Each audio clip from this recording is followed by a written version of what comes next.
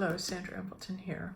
Getting a lot of downloads, a lot of energy coming in, and I made a promise that whatever time of day I'm guided to sit and speak, that I will do that. I will honor that calling.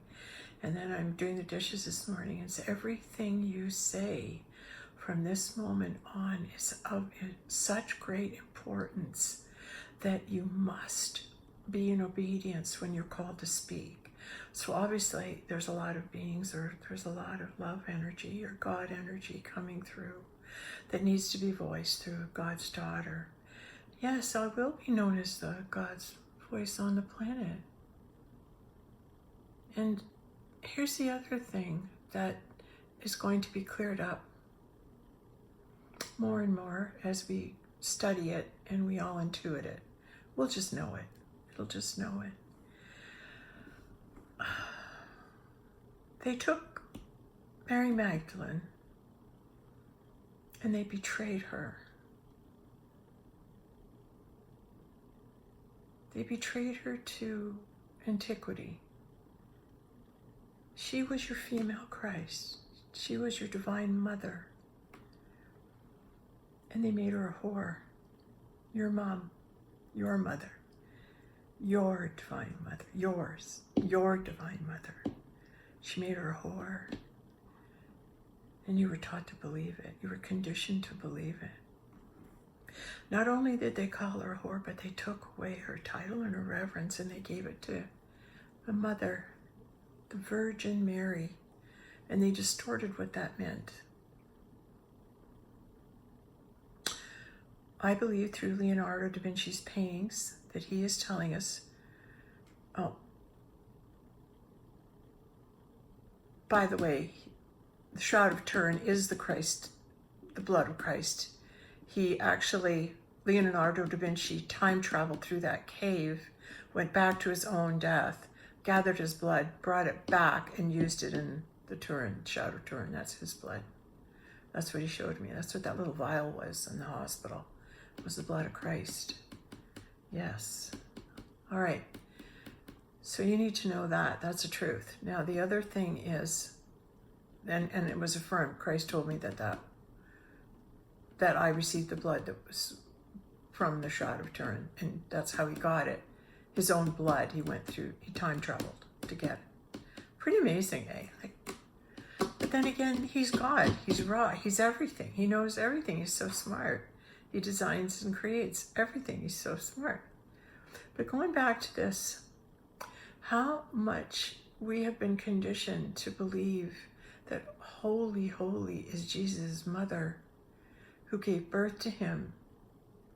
And it's been it was misdirected to fit into that lineage of Christ stories. How many other, 18 Christ stories that are the same as Jesus, Mary, and Joseph? That same Christ story was told us how many times?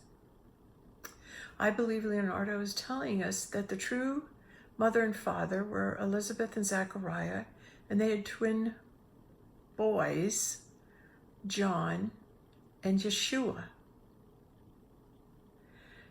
And then the reason, get this, I just got this, the reason that there's the Madonna of the Rocks and the Virgin of the Rocks is because when the feminine Christ appears, she will appear as the Virgin and marry a twin, her twin flame, which is the Christ.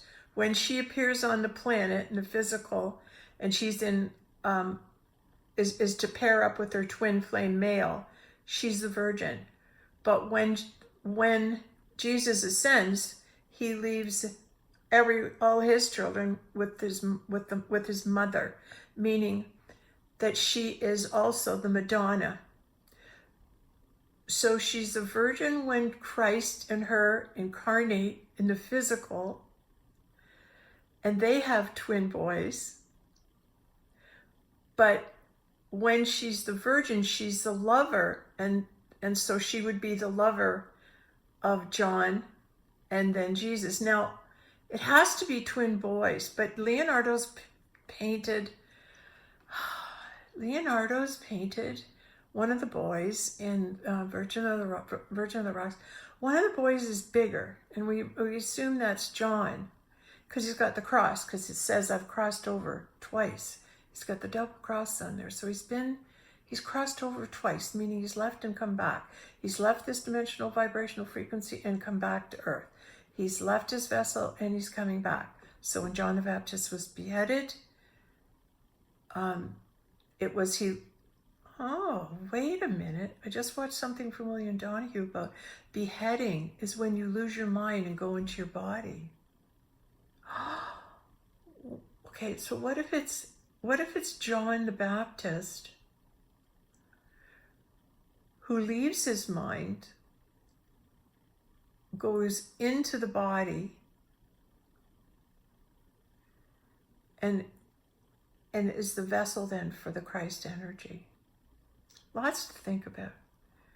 But it'll all come out. Might just come out in this video. We'll see if we get the answer to it, okay? But my own personal experience is that I never felt some of the people that came forward who I felt and told them who they were. Maybe they're not awakened to it. Maybe they can't see who they are in a low vibration because it can't be revealed to them. Their eternal self cannot be revealed to them when you're living in fear and doubt and worry. You're in too low of a vibration to hear God, your God self. So I've always felt bad saying, it was almost in me, part of me is going, when I got this information, it was, oh no, Mary Magdalene, she just wants all the glory to herself, and the heck with her mother-in-law. But if you read that Urantia book, it really doesn't paint a nice picture of his real mom, of the Mary that they put in there. And having met Elizabeth, and looking at Leonardo's paintings, I feel very strongly that it was Elizabeth and Zachariah that had the twin boys, because that's keeping in theme with the twins. And when the female twin comes in, it's like you can be born two males, and then they will attract their twin females to them. And if they're twins too, like look at Osiris, Isis, Set, and Bethany, what was their name? Nefertiti? Anyway, it was Set's wife, after going like that. They were born, the good twin, and like Osiris and Isis were born male-female, but they also had a male-female counterpart that was of the shadow side. It was the shadow side. There's more coming out right now about this shadow side, about seeing both dimensions in both worlds, depending on the observations you make. And if you can see both worlds, the dark and the light, like I shared in a video I haven't released yet, but it's there. It's you're seeing both sides being presented right now.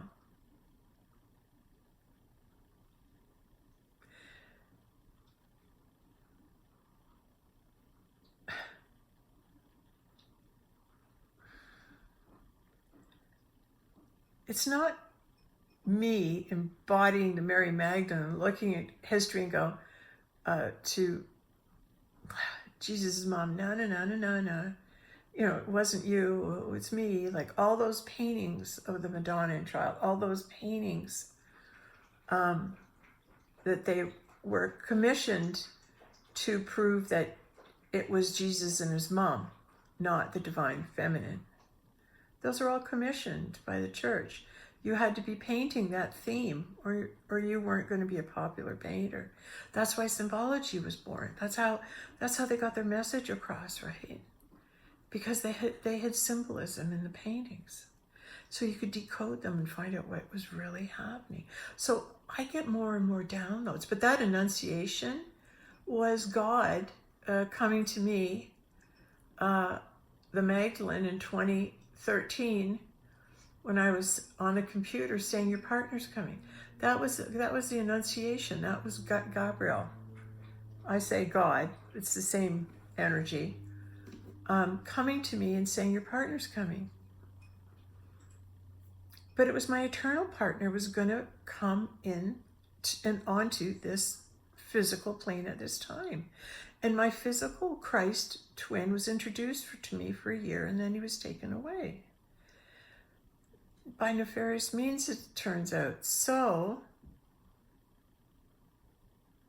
regardless, all things are God.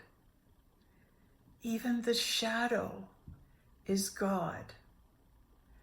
So, like, that's why there was betrayal by Judas, because then he could deliver Christ up to his enemies. And the dark side is the enemy of Christ. And to fully place yourself willingly and be a willing sacrifice in the belly of the beast and willing to sacrifice yourself, because without you doing that, the helper won't come. Without that willing sacrifice, the solar flash won't come. Because both the male and female Christ must be present in the same dimension to consummate the God particle. So I would like to receive my light body that I might join with my twin flame, Christ Jesus, Osiris Ra, Amen, and various other, Plato, it's all in my book. So anyway, I will leave my vessel in order to receive my light body, if that's what God would ask of me.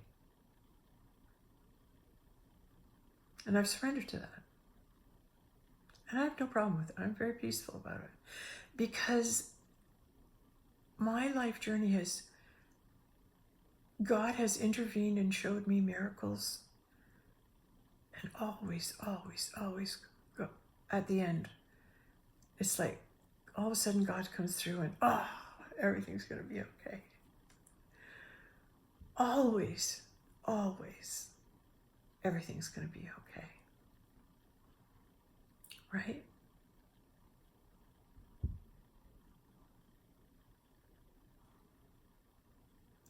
And so I'm surrendering my will to that of God, because I've allowed God to use my life for his purpose. As long and working on that surrendering of the will, believe me, it's taken a long time. Practice, never lie. And then you practice, different things that you're going to, if you're angry, you're not going to spill it on other people. You get a punching bag downstairs in your basement. You either get some boxing gloves and take it out on the bag, or I used a bat, just wail the heck out of it, and just scream and yell. And then you just release all your anger so you don't do it onto other people. It's I learned that when I was in recovery. Good technique to release anger. But this energy of making the willing sacrifice, there must be a betrayal and a judgment. And you don't look to the medical system to think that's the judgment, right? But it's your judgment over health. They'll judge your health, either good or bad.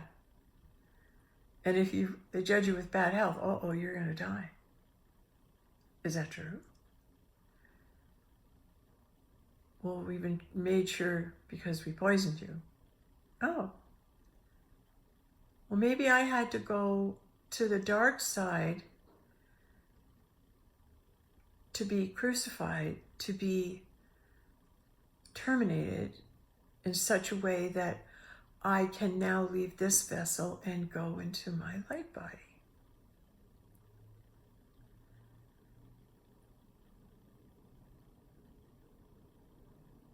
And you know, there's strange things, little pieces that have happened over the last year, but I've been in such observation, and I see everything seems so matrixy, like you're seeing this, but there's nothing outside of it.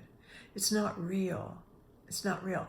And then I see people walking by, like rocking their dogs or playing with their kids. Why aren't I out there right now? Why don't I go over and do that? And why don't I, you know, I want to pitch in and go places. But it's almost, it felt almost like it's not your turn anymore. You've had your turn. You've had that part of your journey. You've had your fair share. You've had your time here and received that journey that you had, where you became a mom and you had kids and a family and you met Jesus. Like, I know and love God. To be able to say that, I know God. He breathes himself into my head. I know God. I am of God. I am God, and I am the vessel that he created to be able to speak those words. The great I am. And it's not a title, it's a way of being. It's a presence. It's a communion that when you go inside, you just hear it. You just hear clarity, affirmations, right? You know, there's been a lot of people throughout history that have been defamed. I was just listening to William, like I said, Edgar Casey and Buddha and Jesus. And, well, that's their way, though, isn't it? Look what they've done with, you know, these last political campaigns. The amount of hatred and lies that they threw. Every hateful thing, every lie they could think of. And then some, and then some. That's all they can do. Their only weapon is lies. So if you say, well, you know what, I'm going to stop lying. I'm going to raise my vibration. And I'm going to stop lying long enough that I'll be able to lift that frequency and see, oh yeah, I was right. You were lying. To be able to detect that. But let us not find fault if this is the formula or the way of it. So I have felt betrayal. And it's betrayal because it's at the closest people to you that you least suspect would be carrying the energy of betrayal and take you down. But really, what if that's a role? Good acting. They're really angels. And this is something that they're here to help you do because they love you. Because without this sacrifice, this is a sacrifice for all, for the good of all. For the good of all. And so from that perspective, now I'm right there present in this moment. And I'm hearing all these thoughts, and I'm hearing what I actually did, what just came through. But boy, I can see the God face in me looking in this camera. I just see my eyes sparkle and my smile. And there's just such a beautiful God presence coming through. It's just, I hope you guys can feel that energy. I hope you can know you're loved.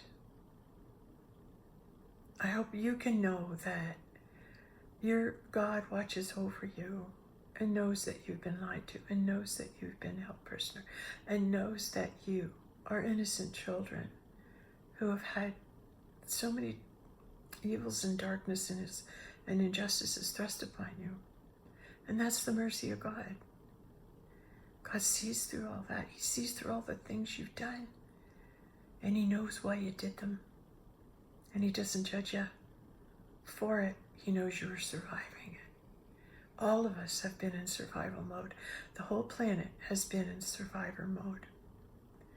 I've been, and I know survivor mode. And you're just trying to get through it. There's no thriving, there's no joy, there's no laughter, there's just another bill at the door, another job lost, another betrayal, and another betrayal. And this is what we're seeing, but this is going to change now. Because the vibrational frequencies of the planet, as they escalate and we go into this flash, it's an increase in consciousness with everyone at the same time. And we're it's like being given a super shot, a super like turbo shot, which will wake us all up and we'll see the truth. And now can you hold the vibration? Are you so ingrained in pattern that you'll fall back down into the lower dimensional vibration? Because you haven't been chosen or guided to hear this or go through this at this time. You're going to have your time. We all get there, right? But we're at a time when we want to move mankind forward. There's a better way. And we found it. And we want to go there. We want to live in peace. We want to live in love. Because it's easy. But living in God's kingdom and living under the will of God, it's a breeze. You have no care, no thought for anything, because anytime God wants to speak to you, you hear the thought. And then you're in the vibration, this hum of high energy, of happy. You're humming along every moment.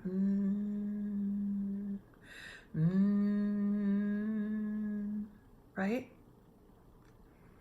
And then you hear something. Okay, God, now what? Where do I go? And you just follow the instructions and everything works out. It's easy. But there's no resistance. You're not putting up a fight to it. And that's, I think, what you got to face right now. Do you think you know better than God? You have to ask yourself that. Do you? It's easy to say, well, I don't know if there's a God. Well, ignorance is bliss. Tell yourself that. But if you're listening to this, you're here to hear the truth of it. You open your heart and you call God in. You say, hey, God, I might have been a dick up until now, and a stubborn one at that, an insistent one at that, and a self-entitled, religiously following the rules, entitlement to my salvation, because I've sacrificed this and I haven't committed any sins. Really? You're saying you had no fun without judgment. You've had no experience here without judgment, without you judging yourself every time you do something. Following those rules, trying to keep in alignment with what they tell you to do. You can't do that. That's not God. That's why it's so hard to do. Oh, I'm such a sinner. Are you? Really? We're sinners. We're just, God's mistakes. Oh, but we believe in God and the Bible and the letter of the Bible. Yeah. But boy, did God make an error when he made me. I'm a sinner. I make mistakes. I'm not worthy of God's love. You're right. You are a sinner. You're a sinner for turning your back on God. You're a sinner for not accepting the sacrifice Christ made for you. You didn't get it. So guess what? Born again. The only way you're going to get it is if you start all over. Oh, but I don't believe in reincarnation. Oh, you don't? Well, then there's no hope. No hope for you.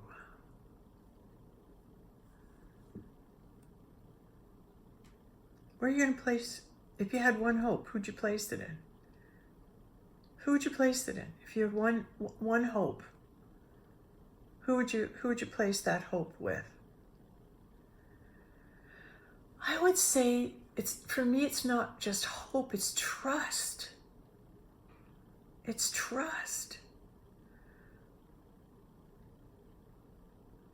Like I trust my God and his Son to work on my behalf, because with all my heart, I'm here working on God's behalf. So how could I not be working this hard on God's behalf if I hadn't love for God?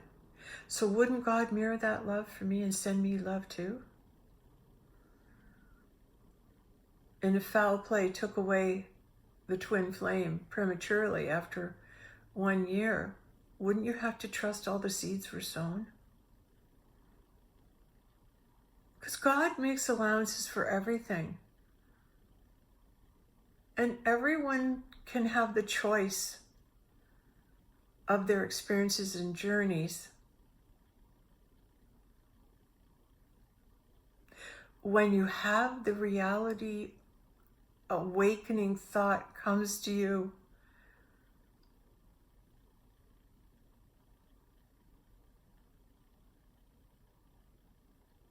you're a creator. I can create any reality I want by allowing the thoughts in my mind that will create it.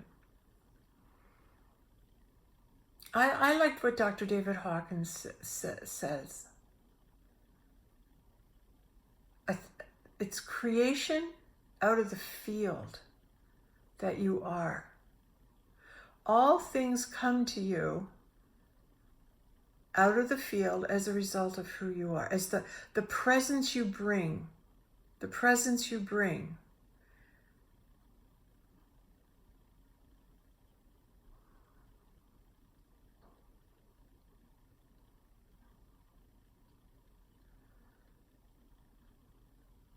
You embody love and you be love. You embellish the presence of love in you. And that's what I love about knowing about yourself in the eternal realm, because if you've judged yourself such an evil character this lifetime, well, you're going to have to go above and beyond and make a different judgment now, won't you? See your best self in the eternal realm. And how do you do that? What have you been drawn to? What brings you joy? What are the clues you've left for yourself of what field to enter into? It's where you're drawn. It's where your joy is. It's where your happiness is. That's where you go into, is that energy of joy and what's always made me happy. And then look back at your childhood and then remember coloring. Interesting piece. And then, just the awareness of how, as a child, maybe you always were observing contrasts of light and dark, or sitting back and watching people and seeing what they're doing, but knowing inside, oh my gosh, it's so silly what they're doing. Why don't they come and sit beside me and be peaceful? When I was a child, I remember I would have long times of sitting by myself. And how does a kid who's in grade 4 have time by themselves to think? I remember I was a little girl and I didn't think anybody loved me. I didn't think my mom cared. So I decided I would pretend, actress, right here, guilty. I would pretend that I was out the front waiting for my mom to pick me up, even though I knew she wasn't going to. And I stood there for a long time till all the cars had gone, because I knew she wasn't coming, but I made it look like I was thinking she was. Nobody came out. No one saw me. And then I went around the side of the school, and I was in such a deep state of, my mom doesn't love me because she doesn't care where I am, and she doesn't miss me. She hasn't come out to find me. It was a good hour and a half after school. Yeah, I stood there on Park Swing all by myself. And then finally, when it got dark, I went home. Oh, I can hear cooking in the kitchen. She had, at the time, 2 other kids. Oh, you're home. I'm glad you're home. I was worried about you. Oh, were you? And I just felt so alone at that time. And then there was another day I came home, and that was when I heard about JFK being shot. I remember that too. but it wasn't the same day I'm talking about. And then when I was in grade 7 and stuff, when I needed to be alone, 6, 7, yeah, grades 5 and 6 and 7, I'd go home through the park, and when no one else was around, even 7 and 8 now, yes, 7 and 8, all the way up, I'd go through that park, and there's a set of swings there, and I'd wait till there was nobody around, and I'd sit on those swings, and I'd talk to God. It was usually because I was sad, and I didn't feel loved,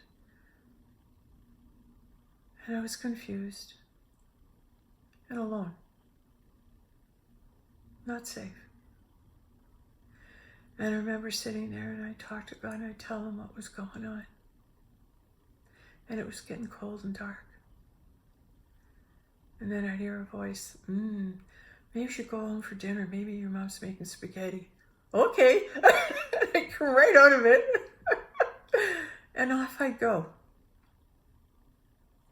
It was almost like I was giving myself that space to open myself up and to really, the feeling of sadness and that nobody loves me, that feeling, and let it out in the park. Just feel it. I'd sit and feel it.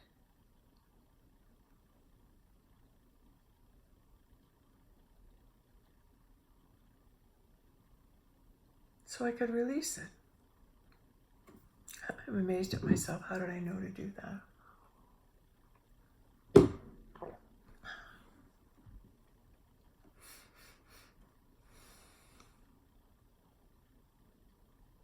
I'm hearing, when I went to university, there's this one fellow I met, second year, Adrian Marshall. What a gas, man. He had a light a lot like mine. We mirrored each other, but he was a free spirit. He was my first real free spirit I met.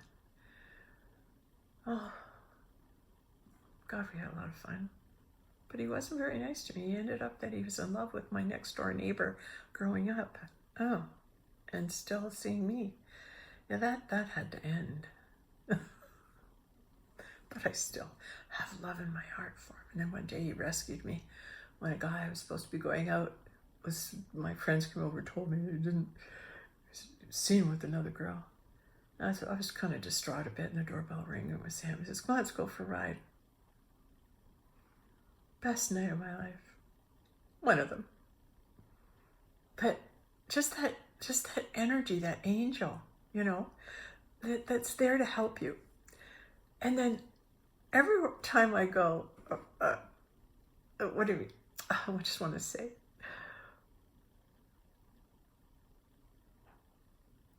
I've had a lot of friends in my life, and recently one, and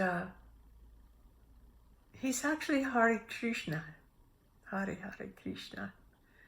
and he came into my life in 2022, and worshipped at the foot of the goddess.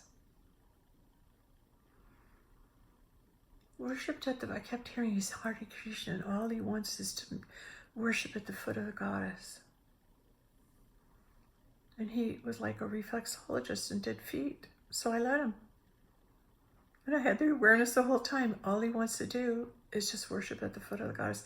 Turns out in a past lifetime, when I was queen, he was in charge of my shoes.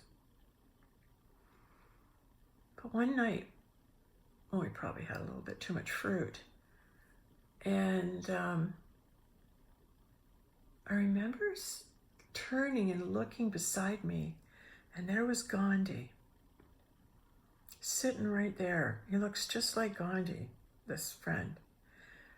And I looked at him, I went, I knew that Gandhi had used his body to come through to worship at the feet of the goddess. And before as I was finding out he was really Hare Krishna, it was that night up at the cottage when there was a fresh snowfall came, and I stood in front of the forest, the entrance to the forest. It was like Narnia. It was like Lion, the Witch, and the Wardrobe. Like you're standing in front of the forest, and these big, huge pines laden with fresh fallen snow coming over. It was a winter wonderland. It was a beautiful, beautiful winter wonderland, and I was standing there. And I knew I couldn't enter in yet because I wasn't given permission. I had to gain permission to enter into the forest. And so I stood there and I just looked at the beauty and I thanked the trees. I thanked them and I thanked them for this time. And I said, I thank my neighbors, Hare Krishna. I said, okay. If I let him rub my feet, it was like, yes, it's okay. That's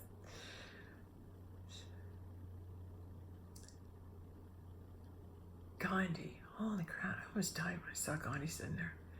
So then I'm at the forest, I'm looking at the trees, and finally I hear you can gain entrance. So I walked through, and there was like a little tunnel, going through the forest, those trees getting into the forest. And I stood in the forest, and there was no sound. There was absolute silence, absolute stillness, absolute silence.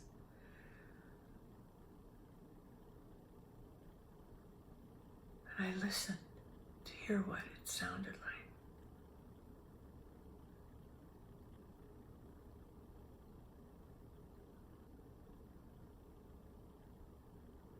And if I go into it, and I go right into my heart and I feel it, and it's like the eternal sound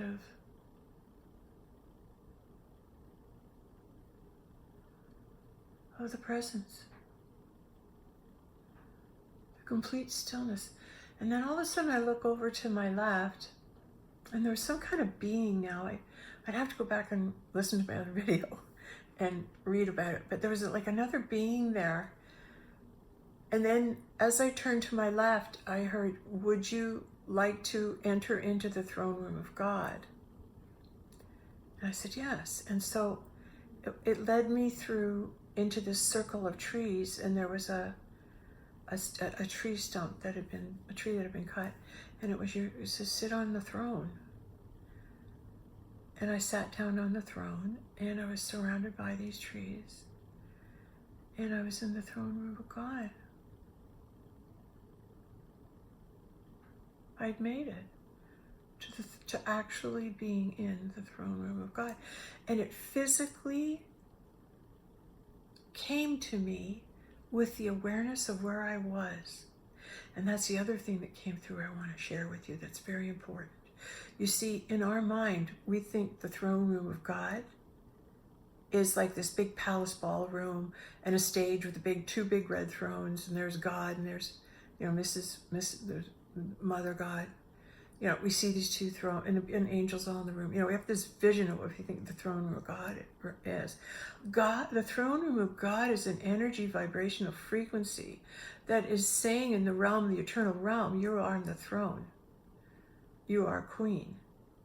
You may sit on God's throne. This is your throne. Wow, I'm getting that too. Hold on, so being in that throne room with all those trees, and I was talking to them and everything. But this is the point I was making. You have a visualization of thinking you have a picture where you think the throne room is God is. So when the throne room of God manifests itself as trees, you might not see it. You might discount it. You might say, oh, how come I'm in the throne room of God? Well, actually, I don't know, a year before, I got a bracelet from a woman who said it was seraphonite, and it means you're in the throne room of God. You've been accepted into the throne room of God. So it's like I got a pre-warning, an invitation to the throne room of God with this bracelet. And then the next thing you know, it manifests. And that's the point I wanted to bring to you. You will manifest your own Excalibur sword. How? I go to the Scottish festival up in Kincardine, how many years ago? 18 years ago or something. And it's a big Scottish festival. I see this sword. I just like the sword. I said, I've never owned a sword. I think I should have a sword. And so I bought the sword. Take it home, put it in my corner. Don't even look at it. Just put it in my corner.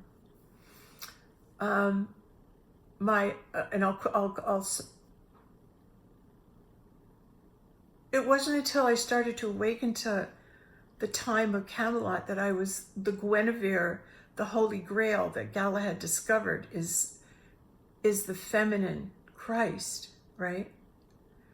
Which is the queen. Okay, Lancelot and Guinevere had an affair, but Lancelot, when he was born, he was called Galahad. It was Lancelot, the Galahad, the father that fell in love with the queen. And they had the love affair and seated for the son to come in. Okay, I'll go back to that, but I just wanted you to know something was happening. Oh yeah, I think King Arthur came to the house. He did too. I met King Arthur and he came to my house. He put on a crown, he had the sword, and he was standing there telling I'm King Arthur. It was so much fun. And I don't know if it was that at that point, but I never really looked at the sword. And when he said, this is a really cool sword, where'd you get it? And I said, I don't know, I got it at a Scottish festival, we were looking at it. And it has the Excalibur crest on it. It was an Excalibur sword. But you see, that came to me without me knowing what it was. And when you get into thinking, oh, there's only one Excalibur sword on the planet and you have to find the original because that's the only one. No, you're missing the spiritual message. There's an Excalibur sword for everyone to find. There's an Excalibur sword for everyone to draw to them. It's a state of awareness. You're being introduced to the energy of Camelot. And you gather little pieces. And then here I am, all of a sudden with a sword Excalibur in my home for how long? But the meaning of it didn't come till later. Same with my Holy Grail in the front hall. I got a big, huge fountain of the Grail. And there was this Italian furniture place going out of business. And I went in there and I bought this mirror. And I bought, what else do I buy? But I bought this other beautiful ornate decoration. There's swans coming up and there's a big bowl in it. And it's sitting in the center of my home. I've had it there for 20 some odd, yeah.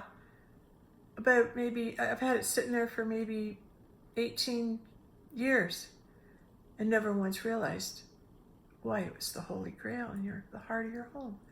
There it is right there. You brought it in to signify this is the home of the Grail. And it resides right in the center of my home, right in the heart of my home. My father-in-law had walking sticks. And he carved them all in wood. And he had a big rack to keep them in. And one of the sticks was the staff of Christ. The shepherd hook that Christ carries. One of them was in there, but you see, he was of a lower vibrational nefarious nature. To me, he had captured it. To me, he had taken it and hid it. And then when I realized what it was, I took it back. So there's the shepherd hook coming to me. Crystal balls.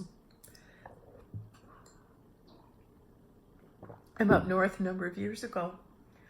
And there's this, Allinsford, was this crystal shop. It was very famous. It was on the Highway 21. Everyone stopped in.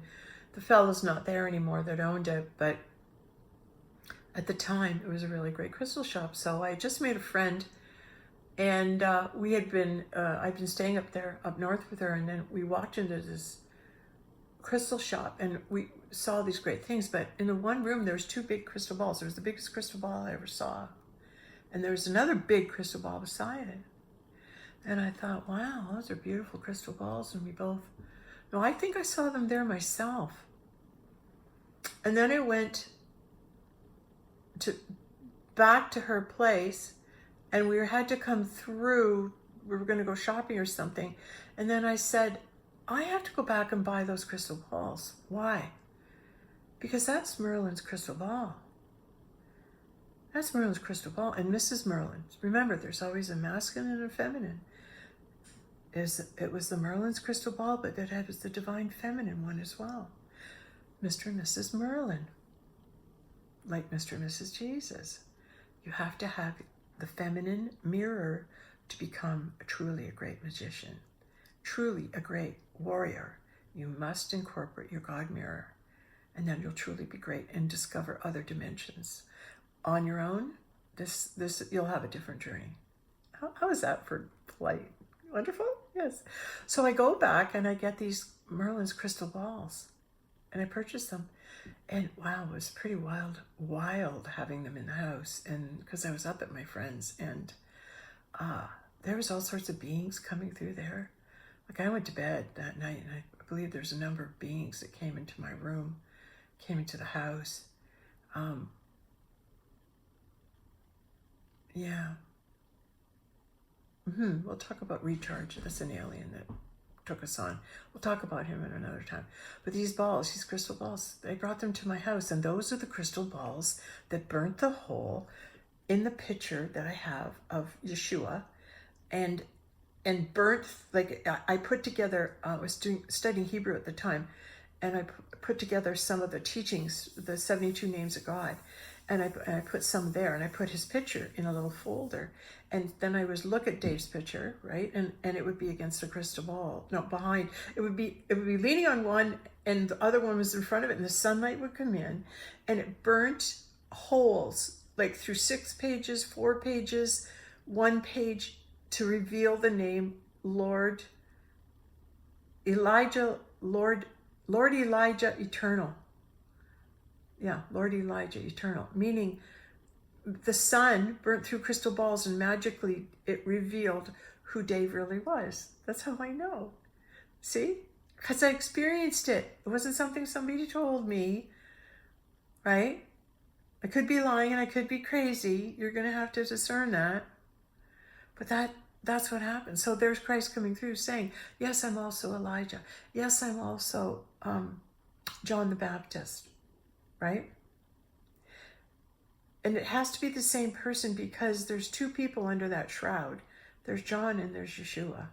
Because it's the same being. It's the same soul in 2 different bodies. And then the Magdalene comes in, where I'm quite sure she was John the Baptist's twin flame. And then when John left, John went into Yeshua. The energy went into his body. And Yeshua and Mary. I believe that's their culture, that if your brother's wife dies, you must marry his wife. I believe that's what took hold there. So the Merlin's crystal balls came to me. And what else is here that's sacred that came to me? I got Samson and Delilah, 2 incredibly great amethyst stones. Yes. And here's the latest one that's come. So I need you to know, you'll receive all these gifts too. The more you meditate, the more you spend time listening in the silence and pursuing God. Just having conversations with God. Don't ask him for anything, because he's already given you everything. You just have to realize you've got everything. It's already there. You just don't know it. You can't realize it yet in a low vibration. But the higher you vibrate and the higher you come to know God, right? And you love God, you reach a vibration where it all reveals itself. Oh, I had money all the time. Oh, here it comes. I had all this love all the time, but I couldn't see it. I had all these people who loved me all around me, but I thought it was something different.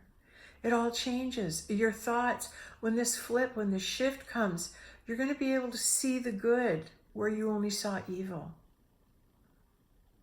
The evil will amalgamate with the light. And we'll all become that whole oneness with both the shadow and the light together. And from there's no resistance to the light. There's no argument to the light. And that's the higher heavenly realms. When you lose the argument, when the argument no longer exists, when there's complete surrender to God's will. And you really need to acknowledge that the truth is you're saying to God, okay, I tried it myself and I screwed up. I've done all these things, and the worst thing of all, I gave myself no hope.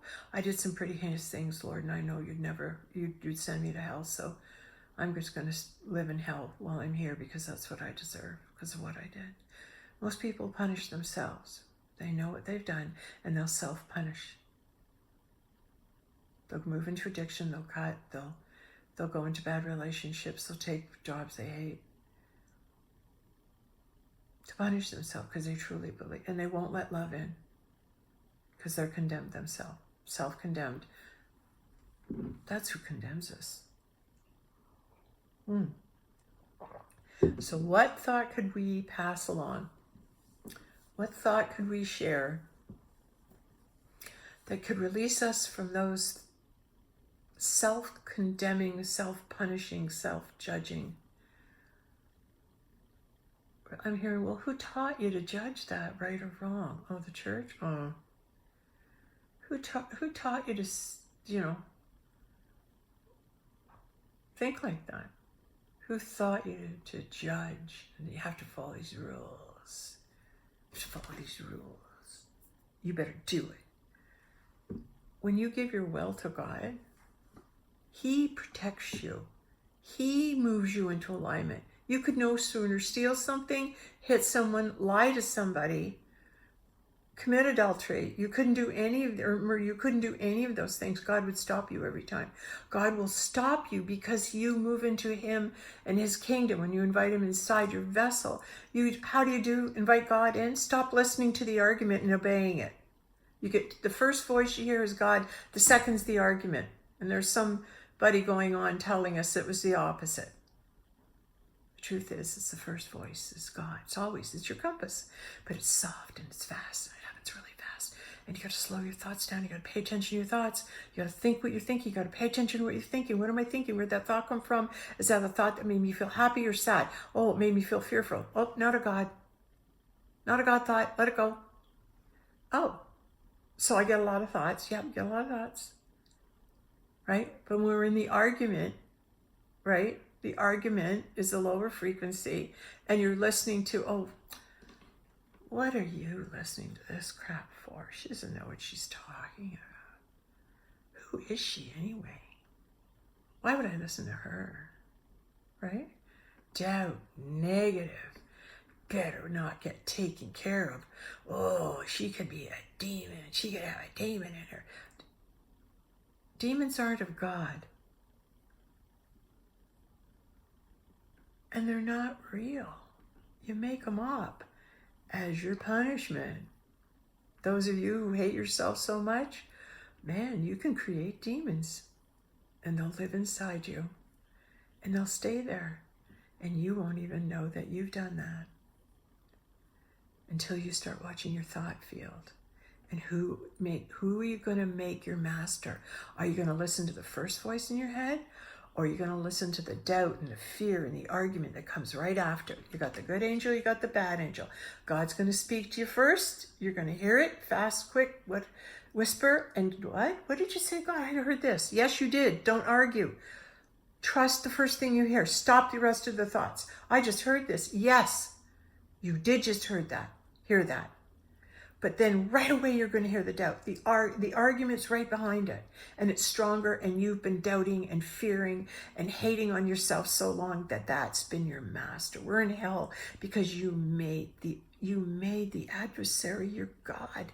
You've already made him your God when you listen to him and you stop doing what the first voice told you. You're serving him. You're serving the doubt, the fear. What if? Oh, I could fail. I don't know if it's the truth. Argue.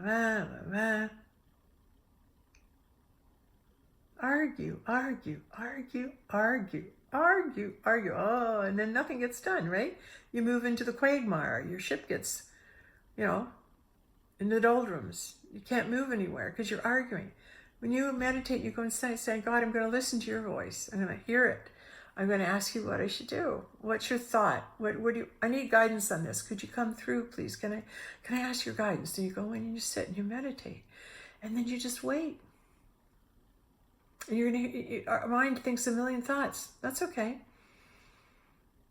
when you first start meditation, what makes it hard is because you've had so many negative thoughts and that's all you've had for so long. You don't know how to put a good thought in there.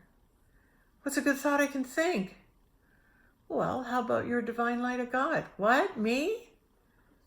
No way. Look at all the stuff I've done. No way I could be God. No, you are. You're a divine light of God. You carry the light of God. And right now, God's counting on you to wake up. Right now, God's counting on you to figure this out. Oh, you mean the reason I've had so many bad things happen to me and had so many horrible things happen to me?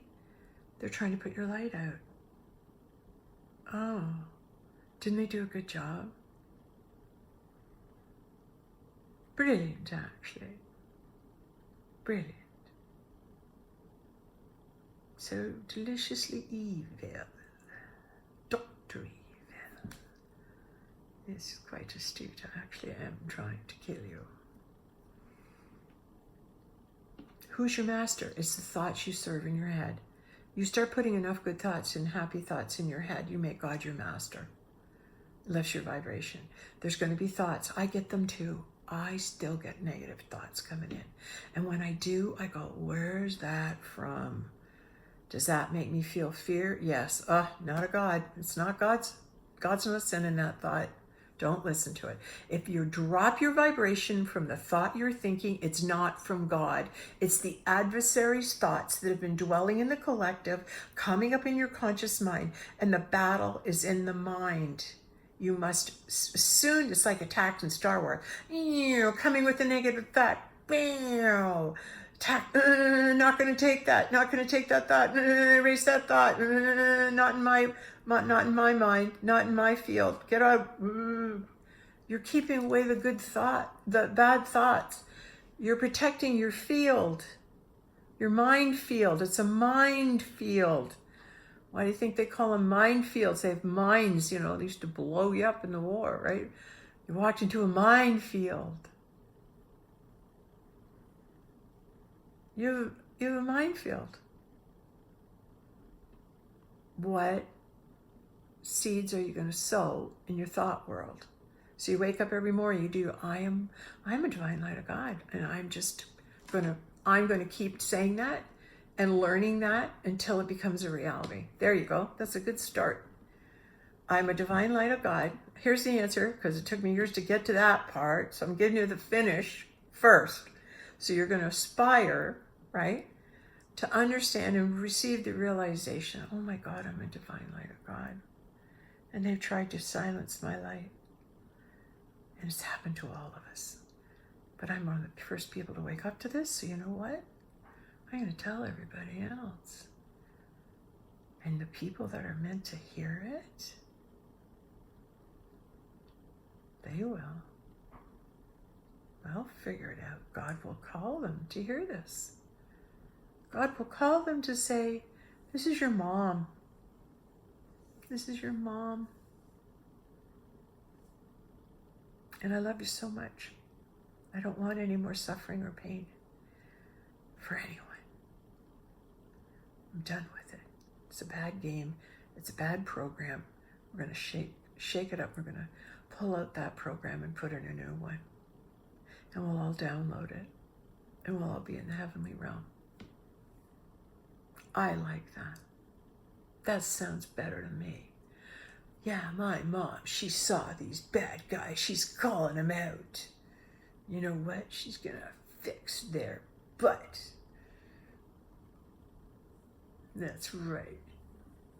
We're going to all have good thoughts from now on. Ha ha ha ha. Won't that lift the vibrational frequency of the planet big time? You know what? Today I'm just going to hear those negative thoughts and go, yeah, boop, see you later. Clear the space. Clear the thought field. Clear the thought mind. Go to 0 point. Breathe. Come into the center of the pineal.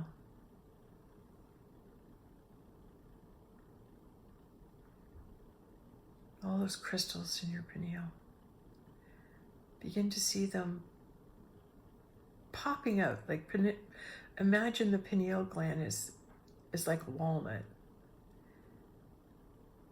Is that too big, or a pea? Pea or walnut? Pea. Big pea. Your pineal gland in the head is like, so visualize it as a big pea. And you know how in Jurassic Park, how the dinosaurs slowly came out of the eggs? They had to let them get out of the egg themselves. Just visualize the egg, the shell around your pineal, whether it's been calcified or whether it's been encased for such a time as this. Just visualize the light of God in the center of your head. And now it's going to give birth. We're going to give birth. And so that little peek through, and you're going to peek a dark piece out and poke through, and you're going to look at that darkness in your brain and the darkness of that coating on the pineal, and all of a sudden, boom, a light beam is going to come right out of it. A light beam, boom, is shooting out. And now if you want to call in the Reiki masters, Dr. Yusuyu Takata, Dr. Hishuyu, and say, chokore, chokore, chokore, chokore, chokore, chokore, chokore, chokore, chokore, which is God, place your power here. And then just visualize them excavating your pineal gland. And there's Dr. Yusuyu, he's got, and he's excavating, and he's pulling off another piece. More light of your pineal gland comes out. And then you got Dr. Takata, and she's over on the other side, and she's hammering, and boom, she's got a piece out over there, and another beam of light comes out. And have them help you chip away, or your guides, or whoever you use, help them chip away the coating that's around your pineal gland, and start seeing that divine light of God start shooting out of your pineal gland, shooting out of your pineal gland. And then the pineal gland is directly, take the stairs down to your heart. See yourself walking down a staircase when that light is all out. Like, the ball on New Year's Eve, just see that ball of light in the pineal, like, how the ball drops on New Year's?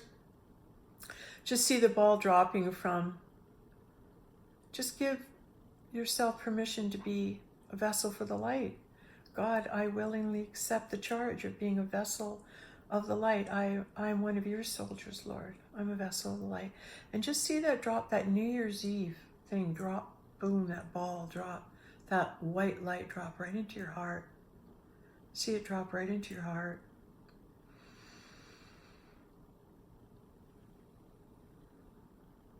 Feel it now. Just sense a warmth in your heart. A warmth. Feel warmth.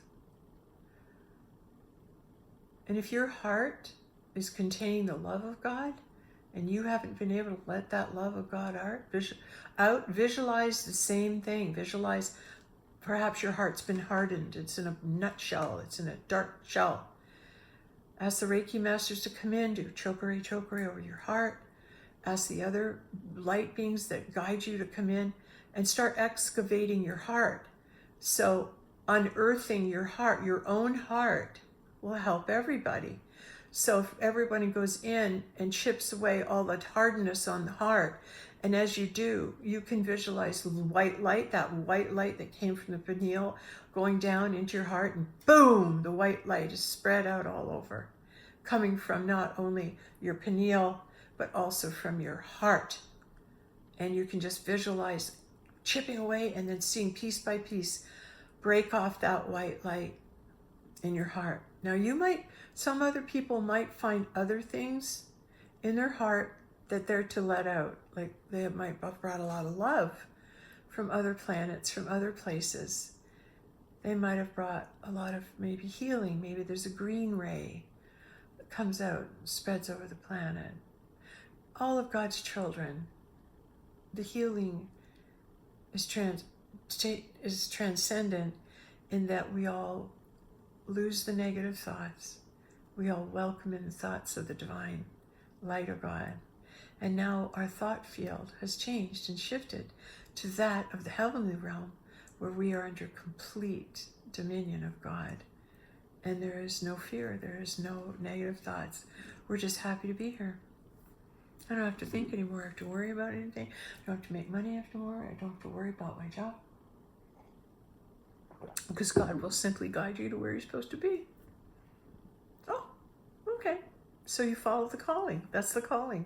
It's going to call you to go here, call you to go here, call you. And everyone's waiting for that calling. It's coming. Now, some people might have already received it. But it's going to come, and it comes with the knowing of it. You're going to get a calling, and it comes with the knowing of it. That you've got the calling. You'll know it. It's like you know. Like I woke up, and this is putting spirit into action. This is how it looks. I'm going to tell you the story. I've been waiting for a puppy. I wanted a dog for a while. We lost ours a number of years ago. It's been so long without the joy and the love of a puppy. Backwards, it's God. That's why you get all the love and kisses. Of course, we all want a dog. So I am sitting there. I couldn't sleep. I get up. I go up the front. It was early in the morning. I'm sitting, look at the beauty. I decided I was kind of hungry, so I had some fruit. And then I'm sitting there, and all of a sudden, a puppy. You got to get a puppy. What? I've known up there. I could feel my puppy was coming. I've been feeling it for the last year that my puppy's coming. It just hasn't come. It just hasn't come. But there's a feeling of, oh yeah, I'm going to get a dog. I really want a puppy. I don't know where it's from. I don't know how it's going to come, but I really, really need a puppy. I really want a puppy. It's just been there. It's just been there, and I can't shake it. So I wake up and I go, okay, I'm hearing you're going to get a puppy. Yeah, I want a puppy.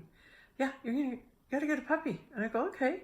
And the whole day, you're going to get a puppy? You're going to get a puppy. I go, all right. It won't leave me alone. The thoughts are like, Finally, at 6 o'clock, I phoned my daughter. I started crying. I said, I have to get a puppy. I have to get a puppy. Oh, Mom, okay. And I said, I just have to get a puppy. And I said, okay. And I said, something's calling me. It won't let go. So I just, with grace and ease, go, and I'm on my phone, and then puppy's near me, and then I clicked on this one. My daughter had always wanted a golden doodle, right? So I clicked on this one, and I'm thinking, if I'm going to get a puppy, let's see what these ones look like. Well, aren't they adorable? And there's all these different names. There's 6 of them, right? And I'm scrolling through, looking at which dog you can choose from. And as soon as I saw Luna, I went, that's our dog. That's her. And then my son Mike, he's really intuitive. Like, oh my God, he's intelligent beyond words. Genius. Comedic genius. Who knows when he'll share. And so anyway, share further. He's already shared, but he's got a lot more to share. So I flipped all the dog's pictures back, and I go, hey Mike, I think if I were to get a dog, which one would I get? Why don't you flick through it and see? And he's looking, scrolling. Luna. I said, yeah, that's what I think we're getting. So I'm texting right away. We want to come get this dog, Luna, right? And no response. So I'm going, oh no, what if someone comes in? What if they call first and she's on hold? Which happens. Like, I just was like, you know what? If you're meant to get her, it'll happen. So I text back, look, I don't get up early. I sleep in. Please put me in line if there's a request, that I'm registering now. But I just had to see. Don't put any thoughts in there that might create a blockade. Just going to go with grace and ease. You've been waiting. It's going to go boom, bada bing, bada boom. So I go to bed, and the next morning I wake up and I go, I'm going to go get a dog today. And I open up my phone. She's available. I make a call. You can come and get her this afternoon. I bring Mike. The 2 of us drive out there, right? And we hold her. She's got a little white angel kiss. So she's from God. And she's got her little white beard of wisdom. Oh my God. Her name is Luna, which is the moon. My son's last dog's name was Sola, which is the sun. So God came to him in a dog form as the sun, and now he's here in dog form as Luna, which is the moon. And here's the kicker. We lost a family member. Well, she wasn't a family member, but we loved her so very, very much. And she died way too young. And I just knew that this girl, our beautiful Lexington, has something to do with this. And then when I told Mike about the dog's name and everything, and we were driving there, and then he said, well, you know, Lexi had a dog named Luna. Luna's Lexi. She died, so she came back as a dog because she loved Mike. Now she can kiss him all day long and be there when he, you know, forever and ever for him, you know, when he needs her. She's the moon goddess. And Lexi, oh, she wasn't from here. She's a sapphire. There's something powerful. So she showed me her goddess self and the sapphire in her big eyes. And she told me that's who she was. She's back just to love Mike and be there for him. She's incarnated for that. Isn't that great when you get to choose your incarnation? That's what the Egyptians were saying, well, I think with all the animal things, was you can incarnate into human form or animal form. It doesn't matter. It's your choosing. But isn't that a great synchronistic story? It's lovely. And I know she's here. I know she's here. So I drew the cards of Condor, the Puffin, the Fool, and the Seal. The Seal. Cleaning up the garbage, starting a new journey. Remember to play. It's a seal, eh? It's about playfulness. And here we got a new dog right after that. How cool is that? New journey, new adventure. Just new way to bring love and joy into the house. So just to reiterate and go over again, you will receive all things. All secrets will be unveiled to you. And when you reach a certain level of vibration, you'll know because things will come to you to validate you. I've had Yogananda and Lahari and Marseille around me really close right now. They're at the hospital with me and everything. They're really here. And they were at a healing and everything. So they're here, you know, I'm in good company.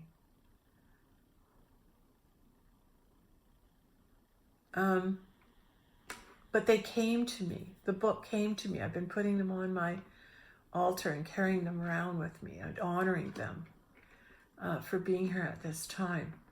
But just so you know, like, you'll receive the knowing of why you're receiving these gifts and why these gifts will come to you, because you have to let go of, it has to be the original in the material form to be the authentic original Excalibur sword that's coming to you. No, the Excalibur sword comes to you through the awareness that it's the Excalibur sword. That fountain or bowl in the hall, it sat here for how long before I knew the meaning? It wasn't revealed till then. But even like I'll be sitting sometimes meditating and the candles will be playing shadows against the wall, and then the Himalayas show themselves on the shadows in the wall from the candle when I was meditating in the dark.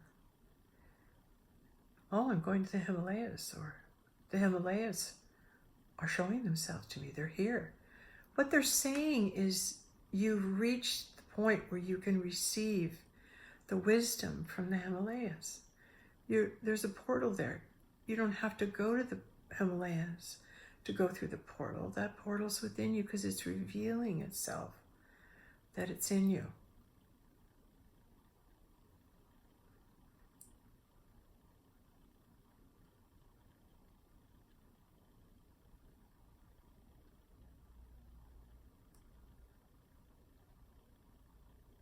The Fountain of Youth is real.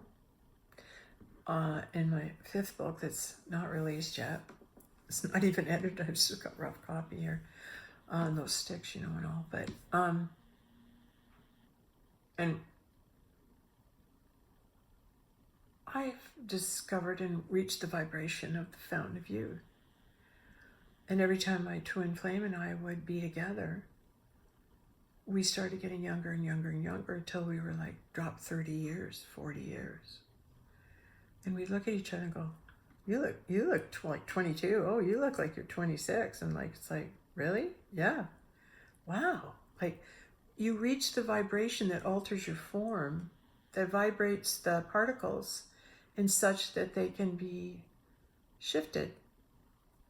And you can look and see other beings come through. The higher you vibrate, the more shifting and the more the face can reveal and change form, because it's no longer becomes solid. The particles begin to expand. That's Luna. She just walked by. I tell you, she's running around, grabbing all that, stuff, those fake plants you get, all that grass, fake grass. Well, doesn't she go in all the fake plants? She's got the grass out. She's tearing it around, ripping all over the house with it, right? Yeah, I'm ratting you out. I'm telling them all about you. Yeah. Well, I see you too. I see you too. Oh, she's so great. Okay, I'm going to stop talking now, but that was fun. I might make videos throughout the day. I don't know. But clearing up that big bit about the Magdalene, people knew. They knew she was the feminine Jesus. Those paintings are all about her. They're all for her, to honor her. Not the mother of Jesus who gave birth to him in the physical, in that dimension. The feminine Christ becomes the mother and gives birth to the son, but then becomes the lover in the twin flame relationship. And then the lovers become the mother and father, and then their relationship produces a son, because the father will leave and return as the son to be the twin flame lover. So the mother and father are always going mother, father, daughter, son. And mother and father are one, and then the son and daughter are one. When they're in physical form together as the atom, the whole atom splits into male and female. Mother and father, God. But then they rotate where the father becomes the son, and the mother becomes the daughter, and then the twin flames find each other in the physical realm, come together, create this God particle explosion. That's what they're trying to duplicate at CERN. This is the God particle explosion. And the explosion is not detrimental. It's conscious lifting. It'll catapult everybody up to the good, to the love, to the God. Yes. I think that's what I wanted to say. Thank you.